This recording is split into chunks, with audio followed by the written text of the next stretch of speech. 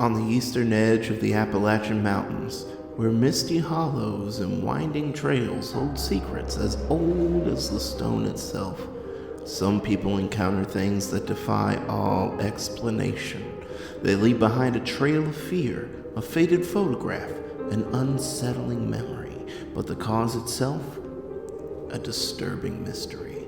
Tonight we delve into the chilling reality of these encounters, exploring the strange phenomena that have haunted locals for generations. From a paranormal investigator who witnessed an unspeakable horror deep inside a West Virginian mine, to a college student stalked by a hunched figure in the woods and a homeowner tormented by a shadow in a haunted house, these are the stories that they have left behind. We present the cases, the chilling lore, and the unsettling truth behind what people have seen and heard in these mountains. What you choose to believe is up to you, but be warned. Once you hear these stories, you may never look at the shadows of the Appalachian woods the same way again.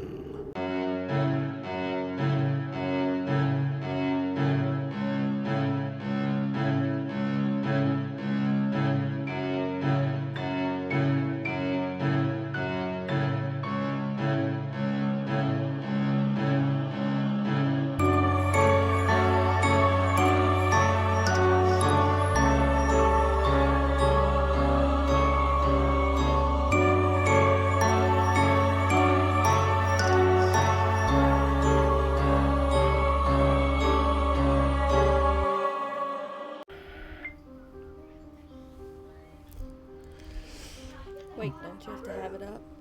No, it's still recording. Oh. Yeah, we're good. Good evening, obsessors, oppressors, possessors. It is I, your humble host, Alec McCann. And with me, as always, Julia! She didn't even let me finish the introduction. She was getting the special one this time. But fine. Striped jailer. That is me. Yes, especially they can't tell what color this is, so it's it just striped. You just look like a hoodied referee. Oh wait, no, they're the other way. They're up and down, up and down. Now you're the emperor. Tell me to use all of my hatred. Only then will my journey to the dark side be complete. Because he side looks us. So Julia did our episode because I am prepping for Halloween. You know, every year we do a little bit of the Conjuring story, and it's actually quite coincidental that I'm working on this as Conjuring 4 is coming out. I don't know if that's how it was for 3. I feel like it's been a little bit since the third one has come out, hasn't it? Yeah, but I mean, like, when I was working on the third part of the Conjuring, was the third Conjuring coming out? I know the second one wasn't. But was the third one coming out when I started working on that? I don't know. Well, either way, I am excited that I am working on our fourth part to it's the original Conjuring. If you're just starting with this episode or you haven't heard our Halloween episodes, go back and... Hey, Jacob, you have to be quiet. And that's the nicest way I'm going to tell you from here on in. So, goodness gracious. And you know what's funny is children. that Ryan was the one that said, dude, they're recording, be quiet. I love our children. Yesterday was really fun. We went to the fair in Woodstock. It was a really good time. Ooh, before we start, right. So I am excited to be recording The Conjuring 4 with The Conjuring 4. If you haven't watched our other Halloween episodes, go back and watch them. They're worth it. But I tell the original Conjuring, the Conjuring movie, I tell that story in parts because the daughter, I think it's the oldest daughter, Andrea Perrin, wrote a trilogy of her experiences within a 10-year span. And it's sort of a journal, so it's hard. It's not linear. She can tell you every year I struggle with the research on it, just because it's a well-written book. It's a good book, if a little flights of fancy kind. Like, the language sometimes is really flowery when it doesn't need to be. But in terms of a person writing the story of what happened, there are a lot of things that are creepy. There's a lot of things, as we get into it, it's been creepier. It has been. But the first episode, when we discussed the coat hanger beating Carolyn, that was funny. Like, that was pretty good. And some things are, like, it wouldn't be funny if we went through it. No, it wouldn't be, like, but if I had to describe it, and this coat hanger just came out of nowhere and started whacking me. Like, that sounds terrifying, but also the visuals of that is just... right? Like when Gary got his haircut. Yeah, that's funny. It's terrifying. You can't see the scissors. You can hear them, and the hair is coming. So, we're doing the fourth part of that. That's exciting. There is, on September 13th, 2 things that we want to shout out. The first is here in Wardensville. That I'm super excited for. At Wordplay, an author is coming for Mothman Day to, I guess, read their book. It's a children's book. And it's more of a family-friendly children event. They're going to have a Mothman craft. Yeah. The book. And Wordplay always gives out free children's books at their events. So we're excited for that. That's going to be a good time. That's on September 13th. Now, if you're looking for a more adult type thing, obviously it's not going to just be adults. I imagine it'll be also family friendly, but less on the crafty side and more on the what our paranormal con was. It's called After Hours. Yes, and there's an after hour party, which I don't know if people get to go to, or if you're just if you're on the thing you get to go to it, but not if you were like just a participant. True. But what I will say is this: it's called the Haunted Holler, which is so cool. Fest in Elkins, West Virginia. It's on the 13th. I'll get in here and look at. We'll share the post that was shared with us. We were invited. I do not believe we are going to be able to go, unfortunately. 4th at 7 p.m., please. I don't even know what that means. Is that when they're having pictures? I don't know. We'll deal with that in a second. Okay. So, I'm going to go in here and I'll tell you all who it's being run by. Jules, why don't you tell them a little bit about what we're doing here while I do that? What are we doing here? Like our episode or events? What our episode is. Oh. Well, we were talking about the events and I was like, we're not really doing either one of them currently. So this episode is a Reddit compilation, of course, because those are my favorite. And I haven't done an Appalachian-based one in a while. So, that's what it is. All right. And that took me a little longer to figure. Okay, so the woman that's running it, her name is Nicole Rovira. She just started it this year, so this is going to be the first time it's happened. And it will be on the 13th. And that's at Elkins. I'm not exactly sure where. I think, didn't you send me the event? I don't know if I did or not. So, we have... She's looking now. Man, we talk a lot, don't we? I talk a lot. I wasn't going to say it. But... Here we go. All right, there we go. We found it. Downtown Elkins, Saturday, September 13th from 12 to 5. All right, and here's what to expect. We have get ready for all to experience all the spooky, cryptid, haunted folklore goodness that West Virginia has to offer with our vendor show, Flash Tattoos. What are Flash Tattoos? It's just Like henna tattoos? No, they do real tattoos, but they're little and quick. Like Oh. something that could take like 20, 30 minutes to do. Oh, okay. Like a tiny Mothman or I gotcha. something like that. Yummy food and more at the heart of downtown Elkins.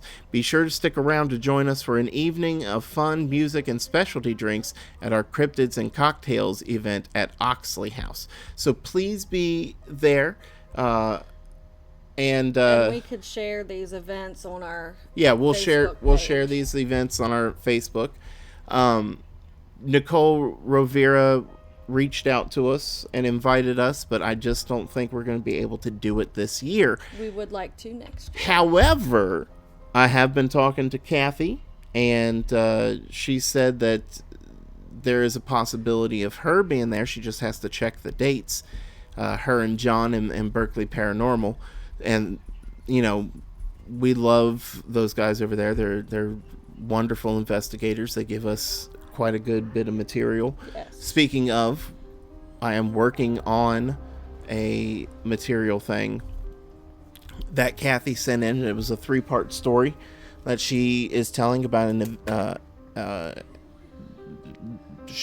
sort of evil, angry spirit that she's been dealing with at Kim's Crypt, which is I guess a haunted attraction there in Baltimore. I think so. Or near Baltimore or something. Yeah. Something. But we're excited for this. We're glad somebody else is doing another paranormal con type thing, and hopefully we'll be able to be there next year. Yeah. That'd be great. Hopefully we could get our merch stuff all in line and Yes, be able to start doing things. That is the only reason we haven't, is Yeah. because we are lacking merch and just sitting at a table going, would you please listen to our podcast but have nothing for it to show? Yeah. Is sad. It is sad. Especially to travel, because for us Elkins is what, like 3 hours away, I think. No, it's like an hour and some. No, it was longer than that. I think it was nearly 2. It was a Yeah. trip to Hagerstown. Yeah, that's right, because I remember thinking we'd be in the car for 4 hours Yeah. with nothing to show for it, basically. Well, except we'd have good connections. Let's not talk too Well, much. yeah. I don't want anybody to be I'm discouraged. not saying anything negative. It it's it wouldn't make a whole lot of sense for us Yeah. at this point in juncture. Yeah. But we are working on the merch angle. We're solving that here soon, aren't we? I hope so, yes. All right. And so this episode does come with a trigger warning. There is some stories in here that contain child abuse. But we're going to power through because Julia said that these are some of the scariest stories that she's collected. It's super creepy. It's called Appalachian Reddit Part Whatever, which is fun. Because I don't know how many I've done, so I was like, So we're Appalachian here. We are. All right, here we go, guys. So this first one is by Mr. Dingawing. Nice. I was a paranormal investigator, and this is the case that made me quit. So my name is Vincent, and I used to be a paranormal investigator. We would have never guessed. Right. I don't mean the fake ones from TV shows and movies. I worked as an investigator for about 15 years. In that time, I encountered all kinds of strange beings. I hope one of them was a fairy. Most of the time, it was just some ghosts who felt the need to mess around with some innocent people. Those were pretty easy to deal with.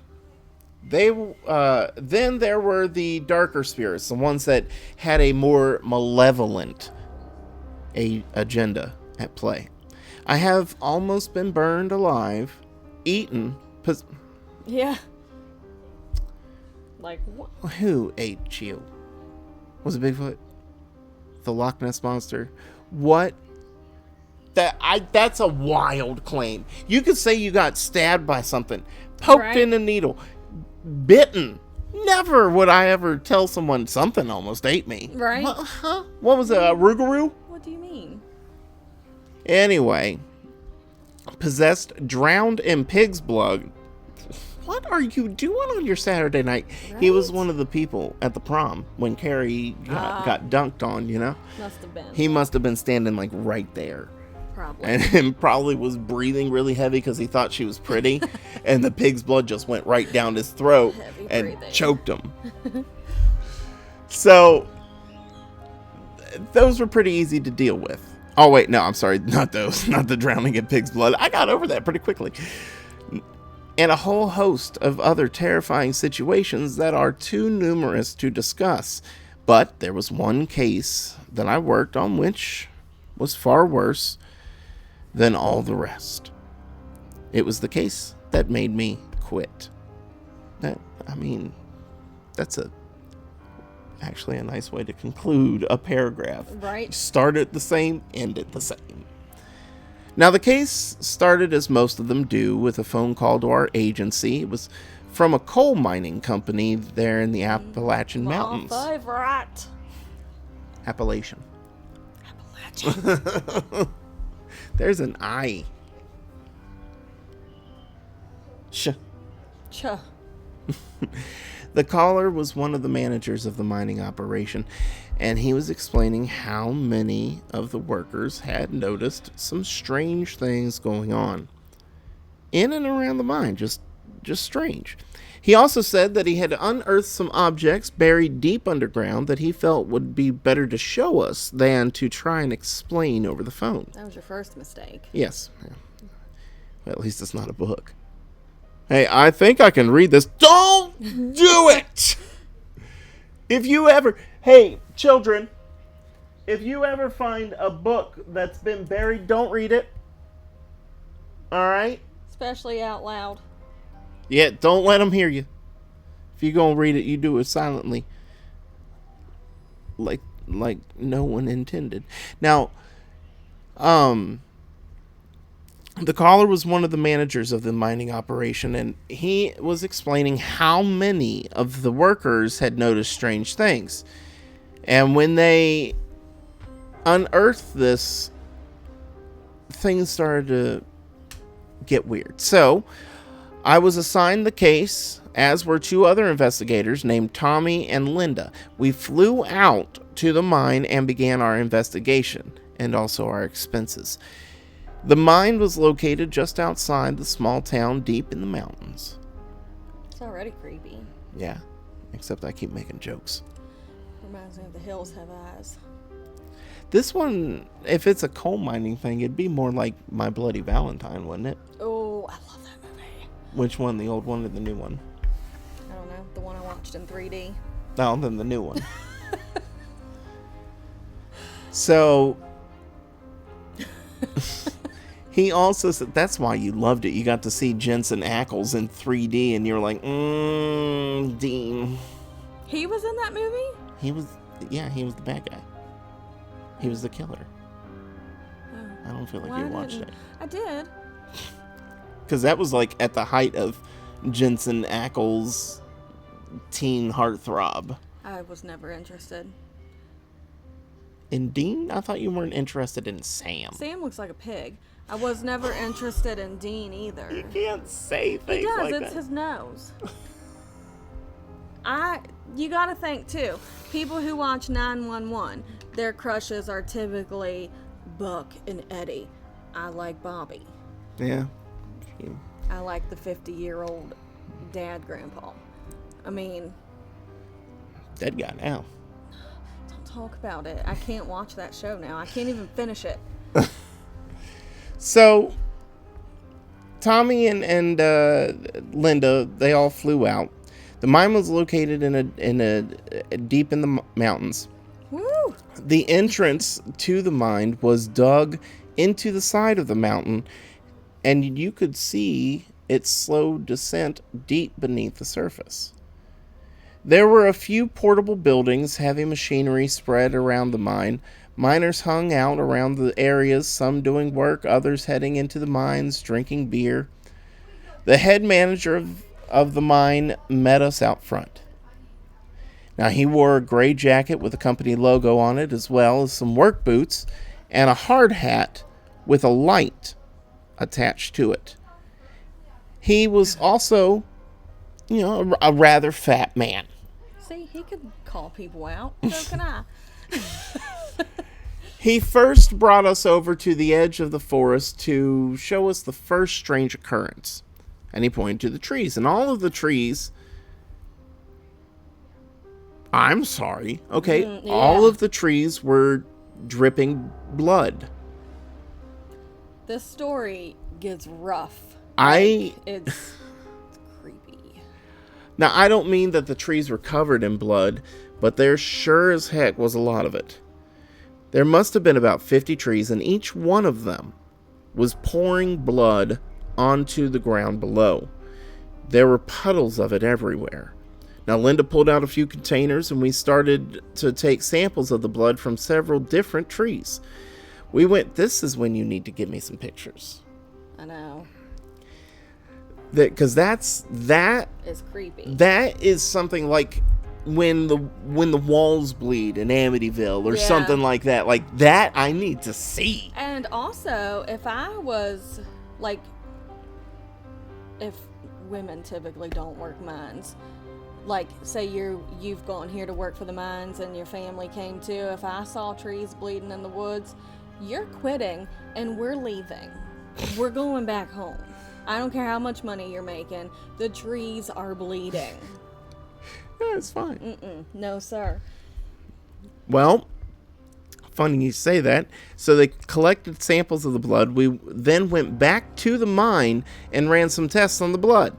Turns out each tree was dripping a different type of blood, which meant it came from several different sources. The DNA test confirmed it was from multiple different people. They must have had some sort of HQ or something set up there. Although, why would you bring a DNA testing kit for a ghost investigation? I don't know. Maybe... Why would the mine have stuff to test DNA and blood? That's true. I don't know. That's weird. Maybe it was like when some of the places have like slime or something coming out of the walls or the floors and they take samples of it to test it. I gotcha. Maybe it was like a kit like that. I gotcha. I don't know if that would tell you DNA stuff though, but I gotcha. I don't know. So we went through the DNA database but found no matches. The manager then decided he ought to show us what they found in the mine itself. I'd be like, no, you tell me first. Yeah, you tell me what we're going to see. So we walked through the mine's entrance and were given each a hard hat with a light attached to it so that we could see accurately. Now we walked down the end of the tunnel where it sectioned off into the multiple other tunnels. The manager led us down one which led to a very rickety elevator. We hopped in and we slowly made our descent. It took us about 20 minutes, going slow as heck. And now we jump. To finally reach our stop. Now we were told that we were about 500 feet beneath the surface of the lowest level of the mine. I keep wanting to say mind because that's what's typed there. Oh, my bad. So, my bad, bruh. The air was cold down on this level of the mine. There were only a few dim lights illuminating the tunnels. The walls and ground were incredibly rugged and rocky. The manager led us down the confusing maze of caverns and tunnels, and we occasionally descended down ladders. He gave each of us a map of the mines in case we got separated. At some point, I'd be like, I'm done descending downward. Please. Yeah, let's just... At some point, it's going to get hot. Right. I'm good. Right. Okay, I have seen Lord of the Rings. I know there are creatures that live in the mines. Yeah. I also know that that thing in Serbia, that giant hole that opened up or they drilled into or whatever, had a bunch of people screaming in it. I'm good. Right. We need to stop.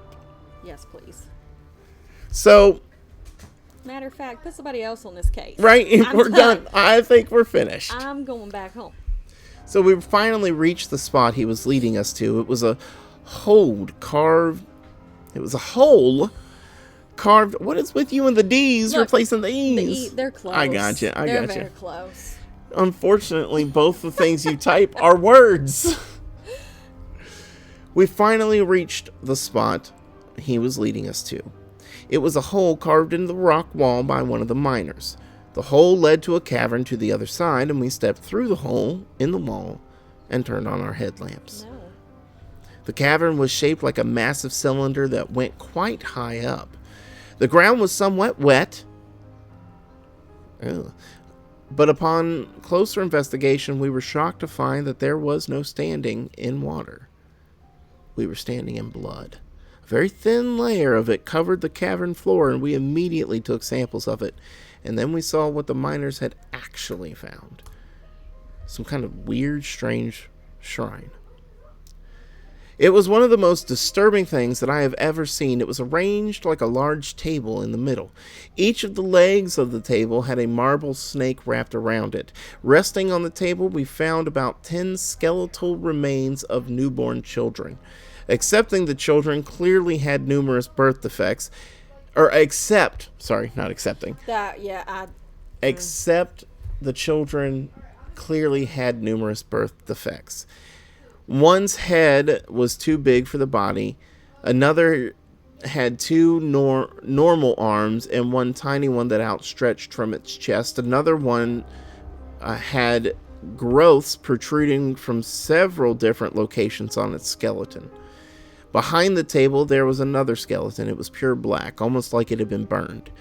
Behind the table, there was another skeleton. Oh, wait, we already did that one. Did I type it twice? No, I just read it twice. That's my bad. It was about 10 feet tall and was holding its skull in its hands, looking down at the children. Its skull looked human, except it was jet black and much bigger and had 4 horns protruding out of it.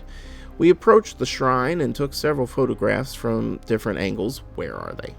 Right, and had I not already left, I would have now. Where are these pictures? This is what I'm saying. If you say you have pictures, send the pictures. We're going to keep going. I'm going to suspend my disbelief, but this is already... First of all, demons don't have bones. They're spiritual beings. It didn't say this was a demon. I know, but I feel like that's what he's intimating. 4 horns? Come on.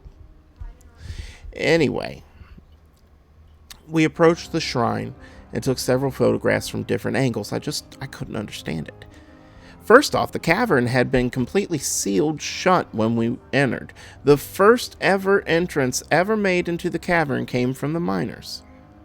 I then realized something. We took several DNA samples from the skeletons, and then we returned to the surface. And when we returned, we compared the DNA we found in the blood on the trees, and they matched perfectly. It's only fair to assume that the blood was coming from the children. And I felt like I was going to be sick. The case was certainly one of the worst I had ever encountered. I informed the manager that he had to shut the mine down until we could figure out what was going on.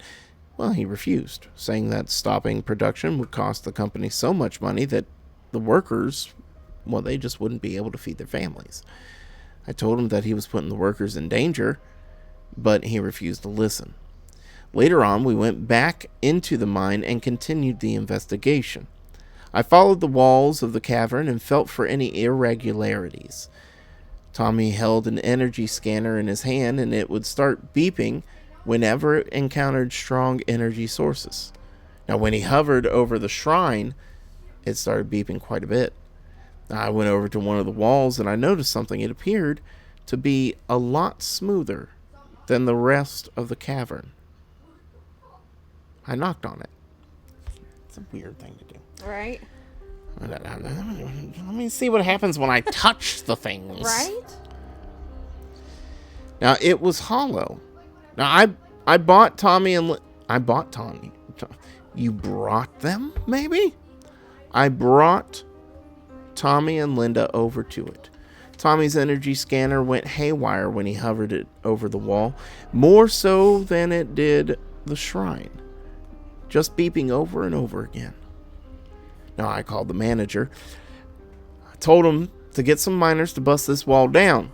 They arrived a little while later with drills and explosives, and they immediately started drilling, and it didn't take long for the wall to collapse, and we were left with a giant hole in a cave wall.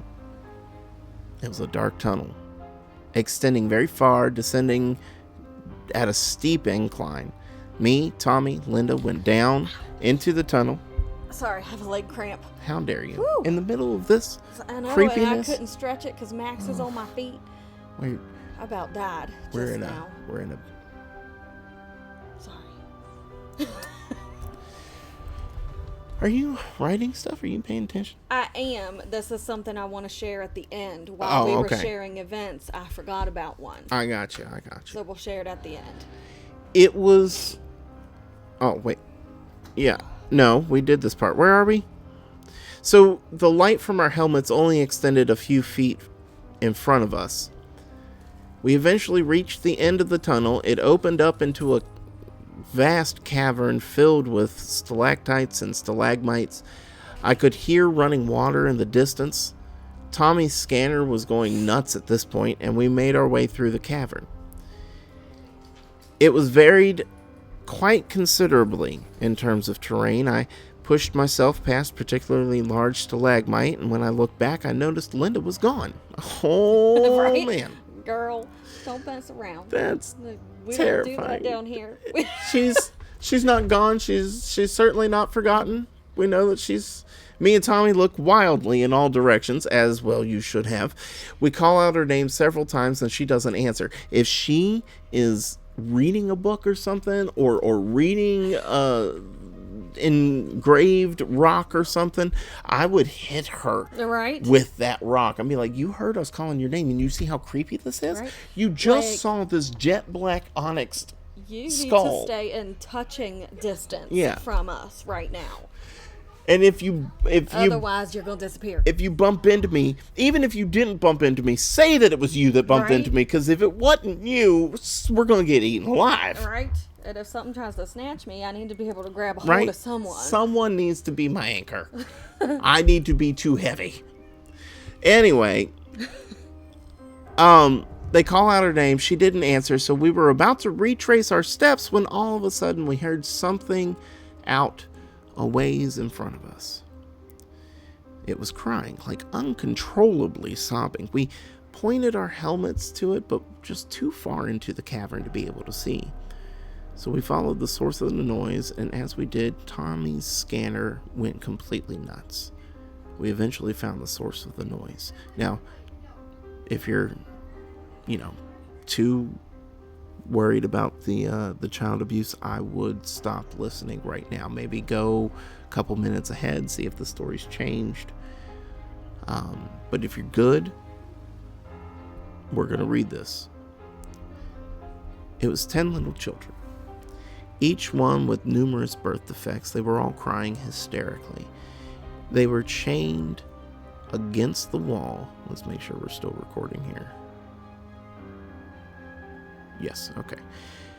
They were chained against the wall of the cavern with giant padlocks. I immediately ran to them and tried to break the chains. They didn't seem to even notice that I was there. And then something changed. A strange feeling of dread washed over me. I realized Tommy's scanner had stopped beeping. I looked back and he was gone. And all of a sudden, I forgot that there were children chained to the wall, and I decided that better them than me, and I ran right on out. That's terrible.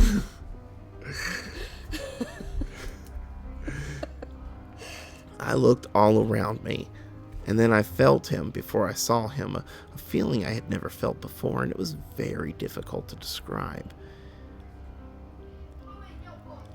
It was like a sadness. It towered over me, completely naked, and lacked a penis and balls, or vagina, or any genitalia. There's a Ken doll down there. Show me your genitals. Your genitals. Don't. That wasn't an invitation. If there are any creepy men out there, my wife is not inviting you to send her stuff. And if you do, I'll share them to public Facebook pages. So... Or please don't. We'll extort you because we are poor. I'll also share your name, everything. You'll be embarrassed and it'll be great. I'd rather make money off of it. So if you're going to send her some illicit pictures, make sure you pay her first. You know. If you pay me enough, I won't tell. Yeah. We also won't look at it, though. You'll have the satisfaction of knowing you sent one, and we'll have the satisfaction of knowing that we didn't actually look at it. Or you may be sending it to me, and I will look at it. Yeah. I'm not gay, but I can appreciate a good chest burster. Ew. That's what I think penises look like. They are gross. That's what it sounds like. Its body was covered in scars, burns, and bumps. Its face was the most scarred of all and had 4 giant horns sticking out of it, 2 on its head and 2 beneath its mouth. And then I saw its eyes. The misery of the human race ran through its eyes. I saw people being murdered, tortured, starved, abused. I saw millions enslaved by cruel masters. Saw millions march to their death at the hands of evil. I saw wars. I almost said Star Wars. Wars fought on the blackened earth with bodies of young men strewn about. And then I saw these children sold to this cruel being because their parents did not want them. They abandoned them, and he found them, and now they were his. I woke up several days later in the middle of the forest. I had been sent several miles away from the mine, and I later found Tommy and Linda, and they both told me that they were sent off in a similar way that I had been, although they didn't experience what I did or even see what I saw. The manager of the mine told me the cavern collapsed, and after extensive digging, they weren't unable to find any evidence of the shrine or anything that we had witnessed. They continued mining operations and did not encounter any other strange phenomena. As for me, I tried to go back to my job. I really did. I ran a few more cases, but I would have panic attacks on the job and random flashbacks to what he showed me. Eventually, I decided it would be in everyone's best interest if I just quit, and I currently work as a taxi driver. I know, quite the career change, but it pays well enough, and I enjoy it well enough. But when I close my eyes at night... Mine eyes? Are you Oliver? Yes. When I close my eyes at night, or when I'm daydreaming out of boredom, I see those images, I see those children, and I see him. I'm going to need pictures, dude. I'm sorry. I can't suspend disbelief that much. But it is a creepy story. I will give you that. Creepy. That is a creepy story. But there's too much there. Like, if you're writing this story, this is supposed to be true, right? Yes. Okay. You're writing this story. If you say you have pictures, I need pictures. Right. I need the pictures. If whatever this dude, Mr. Dingawing, ever hears this episode, I would enjoy some pictures of these evil statues, because once it gained skin, it made sense. Like, that's like a demon-y thing to do. But if it just was like a skeleton, you know. It reminded me of like a spider when it molts. Oh, okay. I can see that. Something like that. I can see that. All right, so this next one is Panzer Tyr. Tyr, like the Norse god. They called it the White Mountains. They called it White Mountains. So I worked... Okay, I'm going to hit me. You ready? Okay. So I worked at the Appalachian Club at the base of the mountain, Washington, for about 4 months. Or maybe about a year ago. And I moved up further north about 2 years ago. Ever since then, I've been terrified of the woods at night. To begin with, I've believed in ghosts and whatnot since I was young. After several experiences, I would say it first began once I started working at the AMC Visitor Center. And I can verify that if you don't believe me at all, we had put sunglasses on a stuffed raccoon above the front desk and named it Chet. I guess we have to go there to verify it. That's right. We're going to have to go find out where this is. Now, those sunglasses were mine. I worked at the Black Bear Cafe, the sandwich shop. Well, that shouldn't be too hard to find. See if you can find that. Most days, but occasionally. Oh, wait, I worked at the sandwich shop most days, but occasionally got drafted for some functions that ran until 10 or so. And I was good friends with most of the teens. That took on a really creepy tone once I said that. That lived on site. So I used to loiter after hours for some time. That still sounds so creepy. Every once in a while, as I walked from the dorm. Okay, so it is supposed to be every once in a while, as I walked from the dorms to the main building, I would see lights up on the mountain. And I usually dismissed it as some hiker or camper. Most other people did too. But it was a very rainy night, so I could have been hearing things, or maybe just my own paranoia, but someone needed help. At least it sounded like someone needed. Some lights seemed very close, and it bobbed up and down quickly, so I went to go see if someone needed help. But it quickly went out, and I could see from my own light a crouched, very dark, humanoid shape, hunched over, and I ran. The next day, I asked the dishwasher, her name's Martha, who... Oh, sorry. That was a good one. I know it's an actual person, but it's fun to say it's a woman. Anyway. Do what? I said her name was Martha because she's a woman and it's a dishwasher. I was making a sex joke. Not like a sex joke, but like a sexist joke. Rude. Anyway, this woman, she didn't pay no attention. Go figure. None of us do. Anyway, the next day, I asked the dishwasher who I was very close to, and he claimed to see something similar.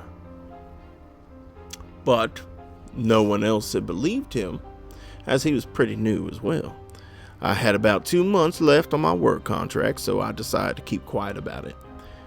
Where I live is around an old paper mill, and I had a close friend come up, and we decided to go for a walk in the woods across the street, and it was about midnight.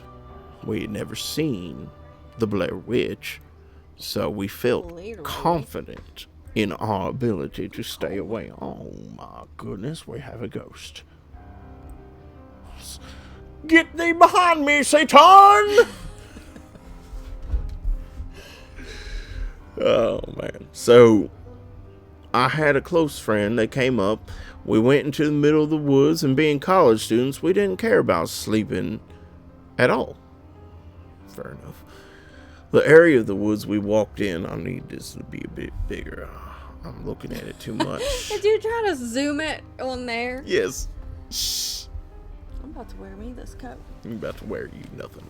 I'm going to wear your skin That's to my birthday. I don't even know how to put that up. Anyway, I had 2 months left on the contract. We go out into the woods. The area of the woods we walked in used to be a street in the early 1900s, so there's a lot of road bits, but there's one specifically that I have no better way to describe than unearthly. Dang near perfectly circular and lack of foliage around it. Again, I have no better way to describe it, and it called to me. I had a weird possession to sit on this rock, and I had my friend watch my back because he had a weird feeling about it as well. About a minute in, I had gotten a splitting headache, and as much as I wanted to get off that rock, I felt like I couldn't move. We also have seen this movie. It's called Tall Grass. Right. Well, it didn't end well. I was absorbed by something else. About another minute in, I had called out to my friend to see if he saw anything, and he said he could see a dark, hunched-over humanoid in one of them trees. I had to have him drag me off that rock, and we ran out of them woods. I think that's how I'm going to read these stories. Oh, gosh. Yes. Now, the commercial land 7881. This story is about a Virginian. I don't know what a Virginian accent sounds like, so we're just going to keep this one. I've been visiting my grandpa in Virginia to care for him.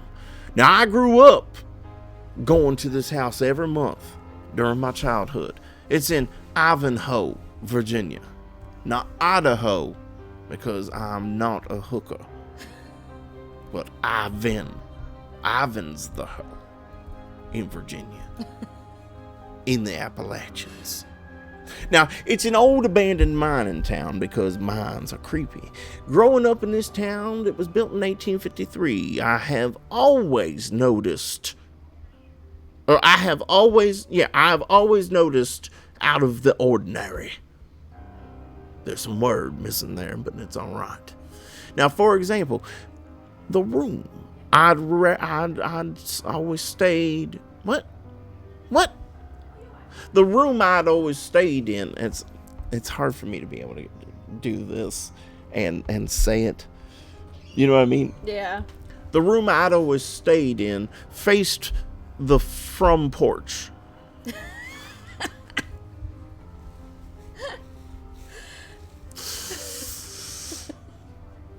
Windows with the rocking chairs. One night, I woke up to use the restroom and I looked out at the window and I saw a black shadow figure sitting in the rocking chair, rocking back and forth with long flowy hair. Now I heard the woman's humming. I ran back under the covers. I would not have no sunning, no funning, while that woman sat there humming. I ran back under the covers and wrapped my head in the blankets because everybody knows that's the safe thing to do. Right. Along with my toes until I could sleep. And this wasn't the first time I've noticed the figure. You know, flash to other memories. There would be times in my sleep that I'd try to sleep, but I'd hear the floors creaking. And it sounded as if whatever it was coming closer. And that's when all 9 of my grandfather's dogs, of course he has 9 of them. If this man, He's living out in the holler. If this man needs someone to come take care of him, Why has he got 9 dogs? Why do you have 9 dogs, sir? Yeah. That's just what he's saying. What he really means is he was moving in there because nobody else would take him. That's why his grandfather still go out hunting, you see. Is that really what you did? You told me you had to take care of your grandma when really you were just using her for a place to sleep? No, I'm kidding. No, I would never do that. I'm kidding. I Some people really do things like that, though. Like, if I couldn't stay where I was staying at the time I was taking care of my grandmother, I would park the car at her house and sleep in the car. If I wasn't working that night, if my mom had off and could take care of her, I would sleep in the car because I didn't want to do that. It's where I work, you know, but it's still my grandma's place. But sleeping outside in the car, I know it's a safe place that I can just go to sleep. And then I can go back to where I was. You know, that kind of thing. I miss my grandma. Anyway, let's get back into this. That's when all 9 of my grandfather's dogs started howling and barking, and the creaking would stop. And then I heard a breath, maybe a sigh, and the footsteps continued to walk. But this time, they were walking away. And that was all before I was 15. That's like I said. Now, when I was 15, I had a nightmare. Floors, man, I tell you. When I was 15, I had a nightmare of the house burning down, and as I ran from the house to the from porch, I could look back and see the shadow hovering over the fire. Now, I woke up in a cold sweat and set up the cot in my grandpa's room. At 15, now at 17 years old, I went to stay for Christmas with my mom. And as we woke up, we had to share a bed. That's an awkward time at 17, man. You get a boner from a hamburger and you got to share because we don't even know if this is a boy. Maybe it was a girl sharing a bed with their mom. We're going to say it's a girl. We're going to say it's a boy because of the way I'm saying this. Okay. But now that you've said that, it makes me seem terrible. So I'm going to go up here and see if I can do this accent. I can't do that. I can't do that. At 17 years old, I stayed in bed with my mother, and my mother went to the bathroom, which has a window that's overlooking into the Appalachians. And she told me she heard humming coming from outside the window, and then suddenly the bedroom door shut. And she told me about the dreams of the house burning down. And this was the last incident until... Wait a minute, so the bedroom door shuts out of nowhere, and she just suddenly says, and I remember when the house burned down in my dreams. Maybe it reminded her of it. Now, I went to care more recently for my grandfather with dementia and Alzheimer's. Okay, so you have dogs, you're not going to kill them. Unless the dementia tells you that they're demons. But otherwise, you can take care of it. Dogs seem to do really well with people like that. I think dementia makes you think people are demons. I think it could. I think it's cool. I don't know how dementia works. I don't have it. Now, he wakes up around 4 a.m. and sometimes I have to bring him back to bed. Oh my goodness, I just thought of Deborah Logan from this, man. It's terrifying. We should watch it again, man. Okay. Knock Oliver out with some hammers. 3-year-old safe hammers, though. Them toy plastic ones. Oh, one just fell. I guess you need to go to sleep. My bad. Anyway, I woke to the sensor lights beaming into my room, so I knew I had to go get him. And this time, he had been talking to an empty rocking chair. Now, I grabbed his hand and helped him, and then a woman's voice angrily said, and from what sounded like an inch behind me, "Let him stay, for it is cold."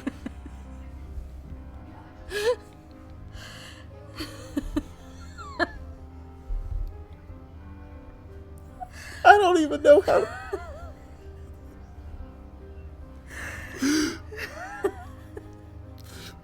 It's the way, for it is cold. That's like some, is she from the Revolution? Maybe. You come here, for I am bored. Alright. There was nobody else there. And then the dogs all started howling again. And that's the end of that one. You let him stay, for it is cold! But they were outside. Were they? Yeah, they were sitting in the rocking chairs. Yes. What is that doing? Listen. It's Max biting his fur. This next... I almost went into Shaggy there. I'm hungry. We'll get some. Oh, you making chicken pot pie today, right? Because I made all that, so okay. Now, emotional sentence 40. All right. We're in the Appalachia area, and my kids are convinced they're skinwalkers here. Did you write this? No. They have seen and experienced many things. And one night I was hosting a campfire for my son and his friends, and there was an odd noise. It was so unnerving that we put the fire out and went inside. We were not playing. Later that night, my daughter's boyfriend was headed home with what I expect was my daughter's dignity intact and described what we heard. And I stopped making fun of the kids, thinking skinwalkers were running around. Appalachia is an eerie, creepy place to begin with, and lots of things that are best left unseen and alone. I don't know what this word is, but I'm going to try it. Astarian's Juice Box Beautiful. wrote this story. Oh, West Virginia, and I can do this. All right, now, I just recently moved to West Virginia about 2 weeks ago, and I live in the middle of the Appalachian Mountains, about an hour away from a significant city. That's like us. I was sitting on the porch the other night. I'm sorry, I'm just sitting on the porch the other night, not to it. But I'm sitting on the porch the other night when I heard something about sound like a wailing and screaming. And it sounded real far away, but I got a bad feeling and went inside. It was high-pitched and almost like a woman crying. And I remembered that it sounded like a mile away. but the heavy presence it made me feel I wasn't alone. That's probably a bobcat. Yes. Now, this next one is, okay, promise, Ow. 47. My finger cracked. Now, remember, the Appalachians have specific rules. Cracked where? Like Oliver, right here. Man. Is that why it's so red right now? That finger stays red for some reason. It's arthritic. All right, so number 1. You're not going to hold that finger up? If you thought you heard something, no, you didn't. Number 2, close your curtain at night. Number 3, oh, I'm sorry, not that you can see out, but so that you can see in. Number 3, do not whistle. Listen and look for signs of being welcome and unwelcome. I've never heard that one. I stayed in the Land don't like you much. Land don't like you much. Now, I stayed in the Appalachians 2 years ago at an Airbnb, and it was perfectly quaint. It was along a tree line. It had a creepy feeling. Not the house itself, the whole area. Kitchen had windows in the rental. It was... Oh, wait, I'm sorry. The kitchen had windows with no curtains. It was unsettling. And my partner went outside to smoke as there was no smoking in the rental. Yeah, because it's a rental. You paying extra for that? No? All right, then shush. I was actually afraid for him. Not normal, new area, dark woods. Afraid was more like it. I don't even know what you just said there. But I do feel like maybe I'm saying this the wrong way. So, actually, it was like a paralyzing fear. Panic level kind of fear. I was afraid of him being out there alone. I don't get spooked easily, but something about the area felt alive in the worst way possible. While I didn't technically see anything, the air, the vibe, was heavy and unlike anything I've ever felt before. And keep in mind, I've been to places like Penhurst when it was abandoned before it was a haunted attraction. And while that had a dark, eerie vibe, the Appalachians felt more terrifying and fear-inducing. I should have started that as soon as I saw the word Airbnb because of up here. Right. But, alright, so this next one is written by Axaria 1350. Now, my 9-year-old and I were sleeping over at my ex's house in Massachusetts near the Appalachian Trail. Oh, Massachusetts, okay. It was my son's first time there. 4 a.m. and suddenly all three of us wake up. Now my son comes in, lays down next to me, and is looking out the window into the backyard. He tells me there's a gray stick man on the tree line in the yard. He's very curious about it and keeps going on and on about how he wants to go outside and see what it wants.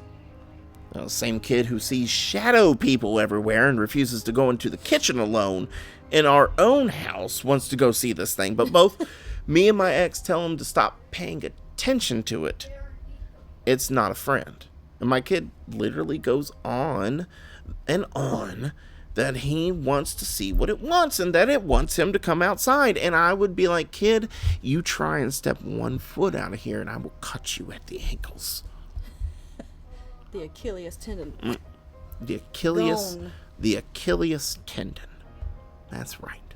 It's Achilles. What did I say? Achilles. Honestly. Yes. You're not Greek. That's okay. You don't have to be Greek. I'm from the mountains. I say words. Achilles. however I want. Achilles. We use strategery and Achilles. I want doctors to be able to practice their love on women. That's what Bush said that one time. I don't even remember what it was about, but it was about doctors being able to practice their love of women. Gross. Oh, I wish I knew what the context of that was. Anyway, I've never been so creeped out in my life. We had many long talks about how to handle things like that and how dangerous that was. But the next night, my ex was going inside going inside from getting home at about 10 p.m. and he said that his hairs were standing on end. And even he was standing on end. I don't even know what that means. I don't either. So even he was creeped out. Even he was standing on end. Okay, so I don't know. Anyway, even he was creeped out, and he refuses to believe in that kind of stuff. Then why are you talking to your son? Why are you both talking to your son about how to handle this? Right. Why? If you don't believe in it, it shouldn't be an issue. Yeah, go to sleep, son. He's lived in the area his entire life. A month and a half prior to this, I heard a loud metal slamming outside 2 separate times in the night, and the second time had the visual impression that it was a deer-like hoof hitting something. And I couldn't sleep most of that night. It took me weeks to gather my courage to even go outside at night. Now, my ex didn't ever hear anything. I've had spirits harass me in the past, so this wasn't my first occasion, but this was far more frightening. It felt like I was being hunted simply for being fresh to the area. After the time with my kid, I was traumatized. I didn't go outside alone at night under any circumstances. I shouldn't anyway. Currently live in New York, and I was scared of the dark here for a while too. That can't be New York then, because it's not dark. I was gonna say, it doesn't get dark in New York. They're busy all the time. F all that, I'm a witch.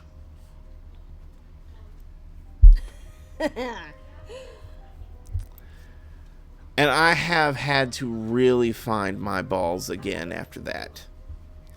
I think it was a Wendigo because of the combined experiences. I literally won't even... I literally don't even care. That's immediately what I thought. I won't even live in Massachusetts because of this. Okay, I'm just going to be honest with you. I don't know where the Algonquins were stationed, but every area has some sort of Wendigo story. Yeah. You're probably not going to be able to find it if you believe in that type of thing. City. I love the story of the Wendigo, but I am not a believer in the Wendigo. Yeah. Like, I'm not going to hear squawking or screaming outside and immediately think it's a Wendigo. No. And she believes in that kind of thing. Yeah. I'm going to say, there's bobcats or mountain lions. Yeah. Come here. Like, not come here, but come out here and listen. She thought she was hearing a deer-like hoof. And also, you live in the Appalachian Mountains. I bet it was a deer. It was probably a deer fighting a raccoon over a banana peel that was in a trash can. Yeah. Sorry. See, and while it's fun to believe in this, people who do live in the country areas like this... have reasons... we can say, this is bobcat. Like, yes, the woods are creepy, but typically most of us are smart enough to know what the sound of a bobcat is, right, or a mountain lion, or even to tell the difference between our dogs and coyotes yipping. Now, if you hear specific words like, help me, being screamed out, get inside. Yeah. Don't go help. No, it's a lie. Call the police. We're actively telling people don't go to someone's rescue. Call the police. Call the police. Say, I heard someone screaming. I don't know where it came from. I'm not going to go look. And then if no one helps, you go in the morning when it's daylight. Yes. So the area is the prettiest part, but not if it has ancient spirits like that. Glad that relationship is over, so I don't have to go back. He's probably glad too. Yeah, just from everything you've said. F all that, I'm a witch. That I don't, like, you're a witch, so that makes you stronger. I don't think so. I'm fairly certain we've had a bunch of witches on this show that, honestly, the great white buffalo hunter, Michelle. Yeah. Like, that's what I now think of. Yeah. Honestly, that's what I thought. Like, when you told me you did witchcraft in your early days, I was like, okay. Like, I'm still like that. When certain people that we know told us that they used a spell to time travel, and see their multiple lives. I was like, all right, Like, good job. I'm proud of you. And then, oh man, that entire thing was just ridiculous and funny. You know, and it does, that kind of thing does fill you with like a, almost like a hero complex, like main character kind of complex, where you're like, oh, I was this and this is my power and I wonder how I use this. You don't, because you can't. All right, if you're using anything, everything I know says it doesn't come from you. right? That's the demons. So this next one is Deathly Lenore. Yes. Oh, it's been an hour. I didn't even realize. Did we spend 30 minutes talking about absolute nonsense? Jabber boxes. Deathly Lenore. This just happened within the last 20 minutes. Oh, fresh story. Nice. All right. And the feeling of dread is finally subsiding. I was driving with my boyfriend to this little cemetery. Bad idea. All right, listen.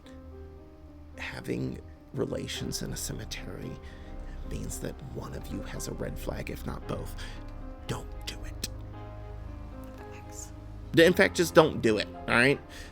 Everybody says, you know, oh man, everybody's doing it. Listen. No, let's have respect, please. Well, not just respect. Well, not the cemetery, just in general. You know, you're running the risk of babies or STDs for like 5 seconds of fun.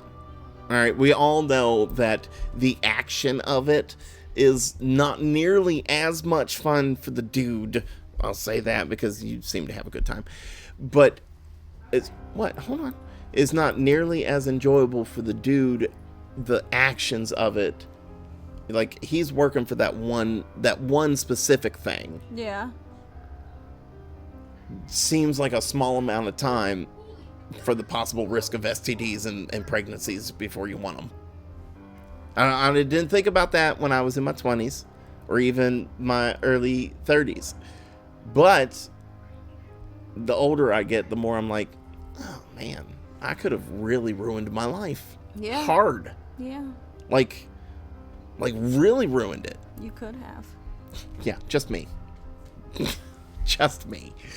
I did a maxi. Anyway, just don't do it. All right? The opposite of Nike.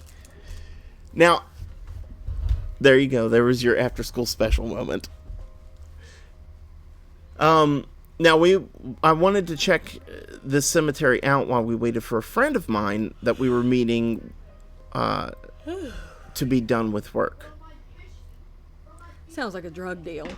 We were meeting also to be 1:30 in the morning.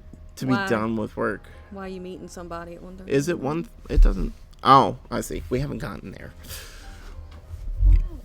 I live in southwestern Pennsylvania, so there's a lot of wooded areas. And we were driving down this one road in a pretty populated rural area, and then we turned onto a road that we had to drive down to get to the cemetery. You know, it's this thing. And so it's about 1:30. I feel this pit in my stomach when we drove down there. So the only lights for miles were our own headlights. We were surrounded by a void of pitch black nothingness. Just nothing. And we crept down the road. Boom, boom. That feeling of dread grew and grew until I was pretty sure I had to poop. That's what used to happen to me when I would sneak into libraries. I would immediately feel like, or anything I knew, anything that was being sneaky. Why did you have to sneak into a library? You couldn't just go to them? Well, it wasn't so much the sneaking in, but like the idea of being able to sneak in and stay. Like, early on in my teen, from like 10 to 16, if I even got the urge to be sneaky, I had to poop for some reason. It hasn't happened in a long time, but I also haven't been sneaky in a long time. That's your body telling you don't do it. Yeah, probably. Anyway, she doesn't know where we are. Oh, as we crept down the road, the feeling of dread the feeling of dread grew and grew until my boyfriend stopped the car altogether. His eyes were glued to something right ahead of us. I saw a small light coming towards us, which I thought could be a very distant headlight. Thus, I interpreted his panic as one of, "Oh no, people!" And went on my blah blah blah, this is an illegal speech, since he had expressed relief, his fear of run in with cops. What? Expressed, I'm sorry. He didn't express Since, relief. since he expressed earlier his fear of a run-in with the cops. Now, my boyfriend started panicking more and trying to figure out how to get out of here. We turned around and got out of there as fast as we could. He told me he had seen a decent-sized shadow, and the light that I thought was distant headlights was actually a reflection of something's eyes. Growing up in the Appalachians, I am not a fan of the woods in any way. I don't know what we saw, but I know that whatever it was, the dread it instilled in both of us was palpable. I'm sorry, ladies and gentlemen, I screwed that one up. All right, so this next one is Okay Beyond 7697. How many more pages do we have? This may be the last one. Let's see here. Sorry, ladies and gentlemen. We're on page 6 of 8. All right. So my girlfriend and her friends invited me to stay at a small cabin, Airbnb, in the Appalachian Mountains near Seven Devils. What is that? I'm not sure where that was. I think it actually is in Virginia. Oh. So not, like, terribly near us then. Let me see. The idea was just to go up there and enjoy some snow tubing and then some light drinking, hot tubs, maybe a pillow fight. Oh, it's in North Carolina. Oh.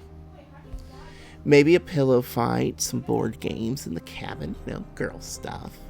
It's so strange. I know. But the cabin was pretty high up in the mountains, and the drive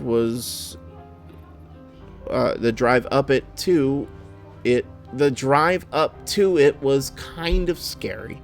Single car length road for the most part, no railings on either side of the road. What? So it's just like... It reminds me of going to Woodstock this way. Oh man, that's pretty That's a creepy. rough road. So, some of the trees on the trail had faces on them for decoration. I think they were supposed to look, I think they were supposed to look, but they were really unnerving. Okay, so they were supposed to look.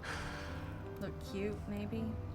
The cabin itself was almost at the top of the mountain and fairly small. Small living room with very tiny and narrow kitchen, 2 bedrooms, hot tub on the lower porch because the cabin itself was basically a second floor, so you had to go up a stairway to get into it.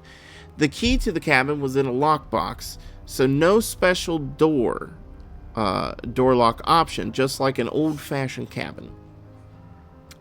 We came back after snow tubing and dinner. The others drank enough to get buzzed, while I only had a glass of wine since I have a condition that makes it dangerous to get too much alcohol in my system. So I was relatively sober.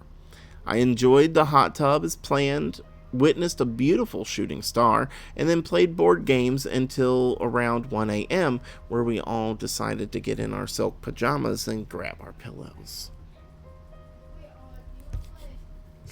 I love you. Love you. I woke up a little after 4 a.m. because I was suddenly sweating. And then I kind of felt unsettled. It was that one glass of wine. It was that one glass of wine. I decided I needed to go to the bathroom. It really was that one glass of wine. So I got up. I left the bedroom. Nothing seemed amiss. Used the bathroom, and when I left the bathroom, the front door, wide open. Naturally, I felt immediately uneasy. We're a bunch of women. Cabin's open. And we're all wearing our sexy lingerie after our hot pillow fight. Who knows what's going to happen? But again, this is a small cabin, and there was no way an an intruder could hide in there. I could easily see the entire interior of the cabin from the tiny hallway. I decided maybe the last person through the door last night after the hot tub didn't fully close it or lock it. The wind was howling. It could have just blown it open. So I go over to the door and I close it, making sure it's firmly enough in the door to fully lock. I even jiggle the handle a few times, try and see if see if it'll open up when it's locked, and it doesn't budge. So I start to head back to the bedroom, and I hear a rattle.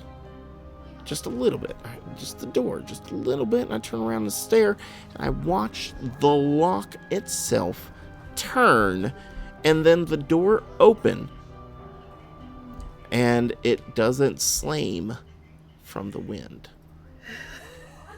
Just slowly swung open. No slamming. Now, I stayed extremely still because, of course, that was crazy. The door was had a clear, huge window on it with no curtains. That's the first problem. Yeah, and a big window beside it that also had no curtains. Why is there so many windows in this cabin? I would be going to a little store or something and just buying some blankets to cover it with. The whole building in the middle is bay windows. That's it. It's just all over the house. Ooh, that's a creepy idea for a house. Right. Like that one movie I fell asleep where it was like evil fairies and they watched people at night. Oh yeah. I don't even remember. I was so bored with that. Anyway, they can't all be winners. Yeah. So after getting the nerve to close the door again and locking it firmly, nothing else happened that night. Wait, I feel like I missed something. No? Okay, so she just couldn't see anything. So, after getting the nerves up to close the door again, nothing else happened that night. I couldn't really go back to sleep because I was just too scared to do so. The following morning, I told the others what had occurred. I told the others where. Oh, and they were pretty spooked too. Now, otherwise, they were glad that we were only staying there for one night, but it was creepy. Before we packed up the truck to leave, there was this kind of strange knock coming from the surrounding woods. Not like someone knocking on a wall or a door. It was deep, hollow, and it only knocked twice, like the postman. And it stopped for a while, and then it would do it again. Now, maybe it was just trees knocking together, but after what happened early in the morning like that, it was just so unsettling. So, yeah, I'm from Florida, and though I've experienced paranormal activity before, that was the most physical thing I've ever experienced before. And I've definitely heard plenty of stories about odd occurrences in the Appalachians. In a way, I'm glad I got to experience something, and it would have been pretty bad being up there so high by ourselves. Wait. You missed a whole lot. I did. I am glad to have experienced something, but I'll never forget the fear I felt. After all, my first thought was it was an intruder, and it would have been pretty bad to be up there by ourselves. There we go. If we had any reason to run, we could have easily fallen off a cliff. You're definitely not from here. Or something in the pitch black darkness outside. Is that it? That's the end. Yep, that's the end. That's the end of the entire I thought it was the end. All right, I don't know where did that. it come up that it was 8 pages? I don't know. They're a bit dumb. Maybe you hit a space or something. There we go. Yeah, that's all it was. All right, well, that's the end of our stories. Thank you for listening. Be sure to rate, comment, and review wherever you're listening. Please share the episodes and check out our YouTube. Go there, subscribe. If we can get to 100 subscribers, I will put out our regular episode, and I will start doing little short bonus episodes. Sounds good. Like a here's something I found kind of deal. Not nearly as in depth. Do you have anything you wanted? You said you remembered something. So Just this. Okay. Go ahead. For another event that is happening is the weekend of Heritage Weekend, if you live in Hardy County, obviously. Friday, September 26th at 6 p.m. at the Walnut Grove Church in Moorfield is a Legends and Lore at the Fire Pit. And it is family and kid friendly. So, check it out. All right. And we will be there for that. So, right? Because that's close by. Yes. Okay. We won't be sharing stories because No. we don't really know any. Like No. from, I mean, we know We some, just did a whole thing. but not local. Like I it mean- has to be Hardy County? Well, that's typically what Heritage Weekend is about. I don't know.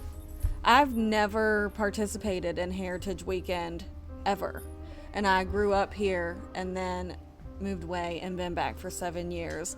And never have I participated. Because, I mean, it runs... Wardensville has stuff. Matthias has a lot of stuff they do. And then Moorfield also has a ton of stuff. How come we never go to Matthias then? I don't know. I Do mean, they run it on the same days? typically it's that weekend in September. I think it's the last weekend in September because it's the 26th.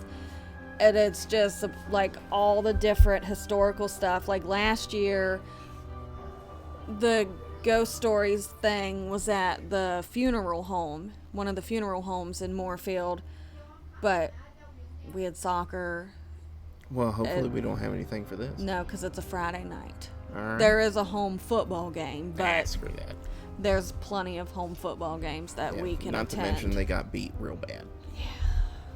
So, you want our attendance win. All right, well, ladies and gentlemen, that's all we have for you. Thank you for listening. I hope it thrilled you a little and chilled you a little. That first story was creepy.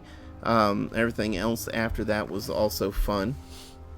But there is something we have to discuss. Sock Basket somehow revived herself after Salty Garlic ripped her to pieces. She kind of did it wonkily, but now Salty Garlic is, well, salty. She doesn't understand why something she killed got to come back. Makes her very angry. She is not licking souls tonight. She will be flaying your flesh with her claws. So Gross.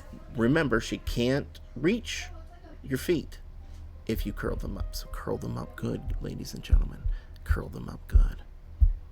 Bye. Bye.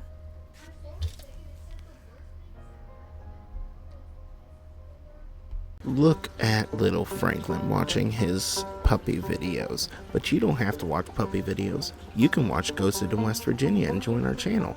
And if you think about it, you could also go over to Ghosted in West Virginia Facebook page and share and subscribe there as well. Of course, if you don't, you're a loser.